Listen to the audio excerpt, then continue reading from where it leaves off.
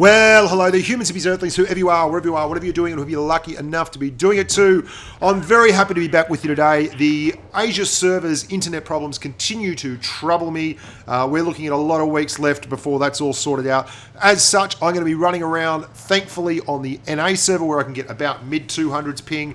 Today I even got down to 220, 230, which was crazy good. This is the M10 Wolverine. It's a tier 5 tank destroyer. Although calling it a tank destroyer is a bit of a misnomer, like calling the KV-2 a heavy.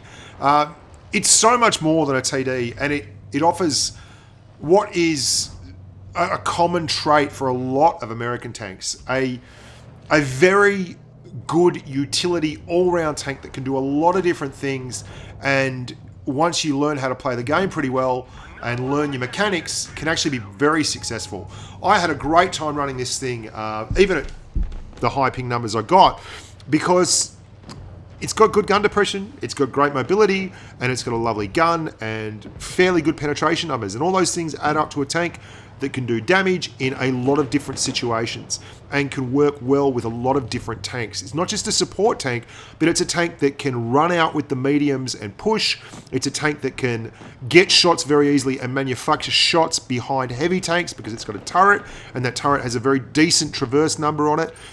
Your traverse numbers overall are pretty solid as well. You get 30 degrees of no mod traverse, which is not amazing for a tier 5 TD at all. The bathtub, the French TD, has 40 no mod.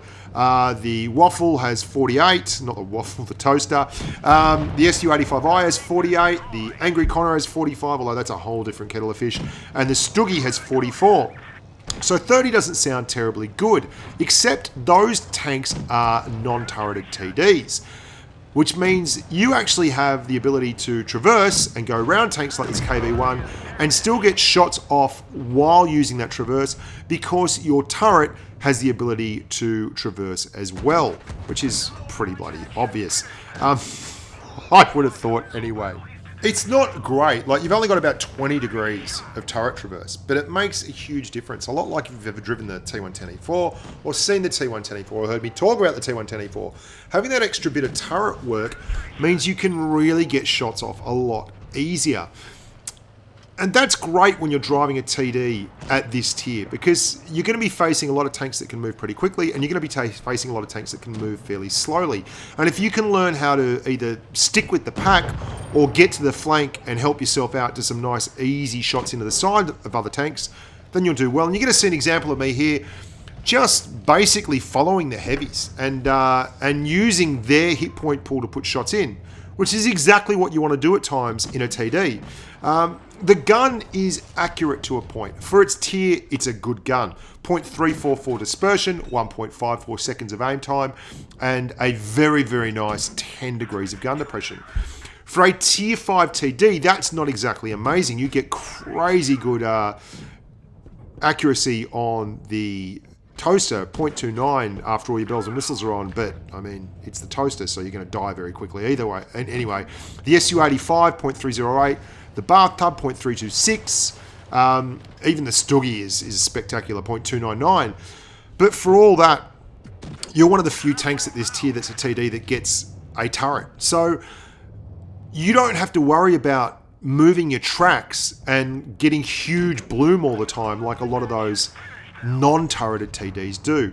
And that goes double for tanks like the Stug, and the toaster, especially the toaster, because the toaster has such bad track traverse, like such a small gun radius either side of the gun, that it quite oftentimes ends up moving its gun to get a shot, moving the tracks and getting a huge bloom.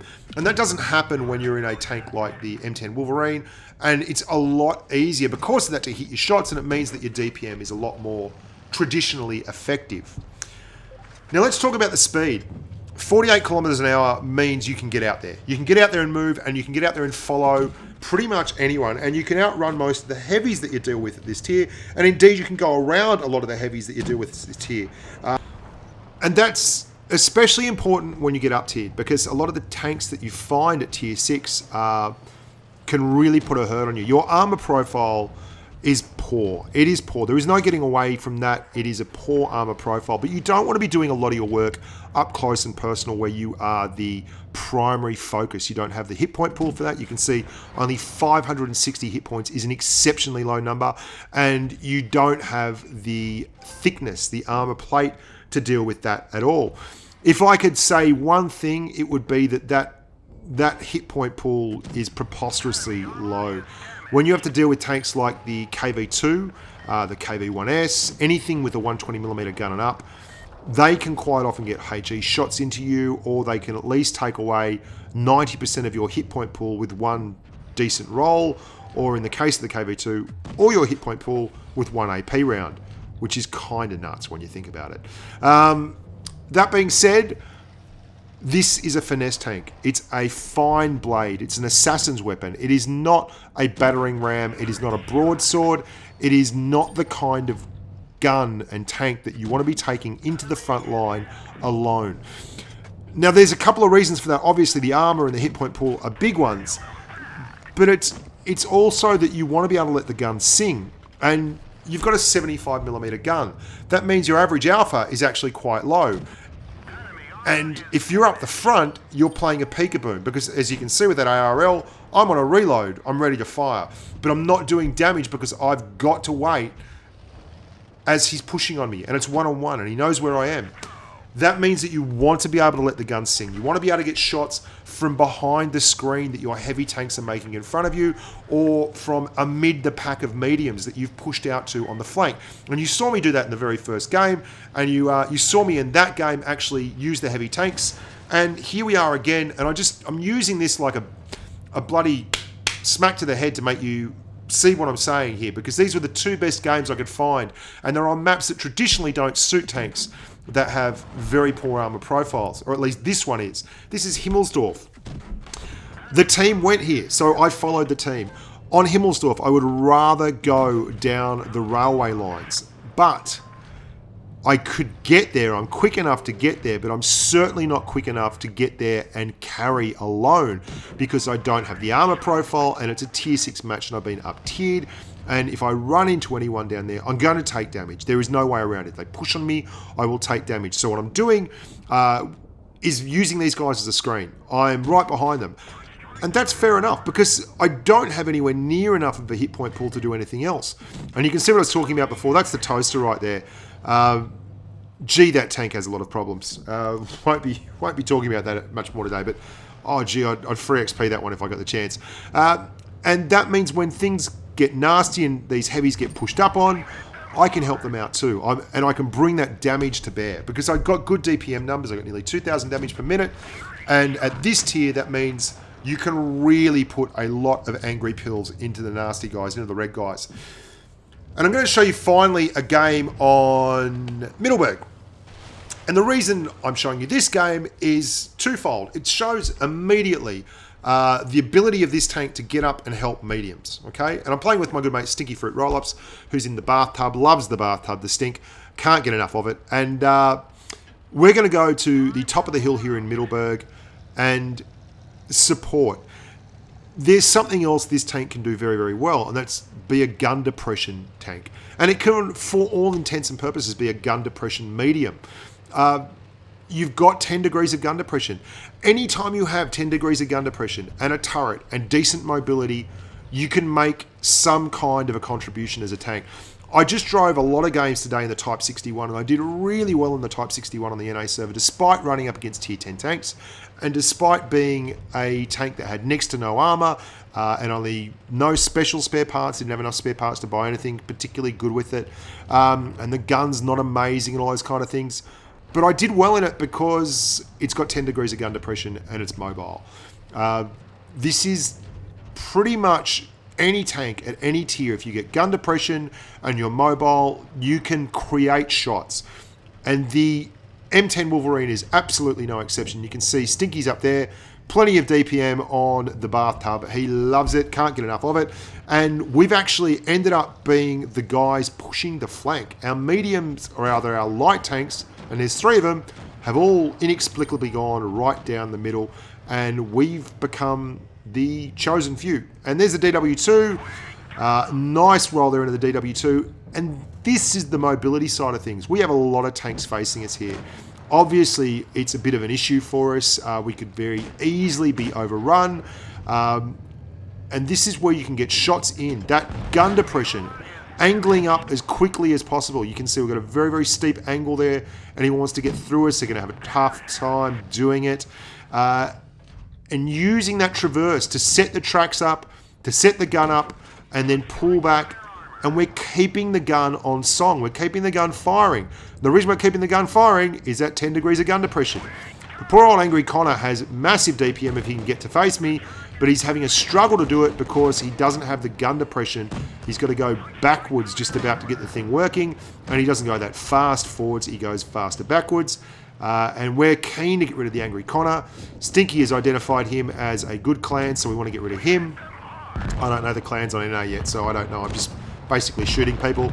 We ram the leopard and then shoot the Angry Connor. So we managed to get 2 for 1 there, 2 for 1 deal, 2 to kill, and the M10 has really shone here. It's done a great job with that little hill fight there, the little bit of gun depression, focus with a little bit of mobility, and you can set the gun up to get the shot like I'm doing here. The tracks aren't going one way or the other, just moving left, right.